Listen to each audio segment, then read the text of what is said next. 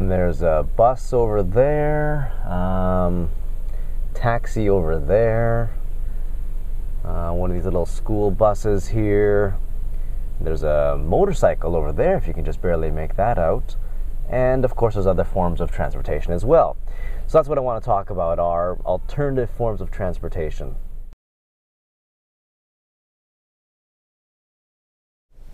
Like I said in my last video, I like driving. In fact, I said that I love driving, and it's completely true. I've been driving since I was 16 years old. I'm 38 now.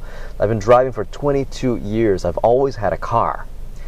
But sometimes I think maybe I should do my part for the environment and take some sort of alternative form of transportation.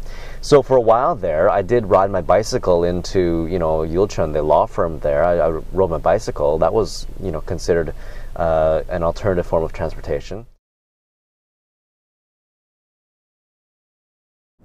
But the reason why I like driving so much, over other forms of transportation, especially public transportation, is the control, the sense of control, the sense of freedom, the sense of power, I guess, even in some ways, because you're driving this machine, you have control, full control of this big machine.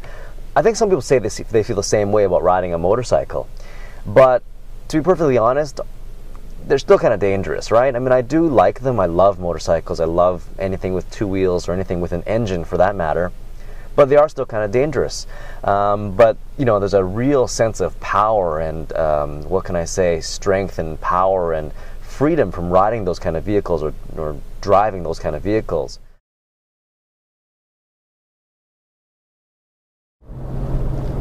One thing about Seoul, though, is that the subway system is fantastic. They have a really great subway system, and I do take the subway. Like I said, I take the subway probably 3 or 4 times a week on top of the driving.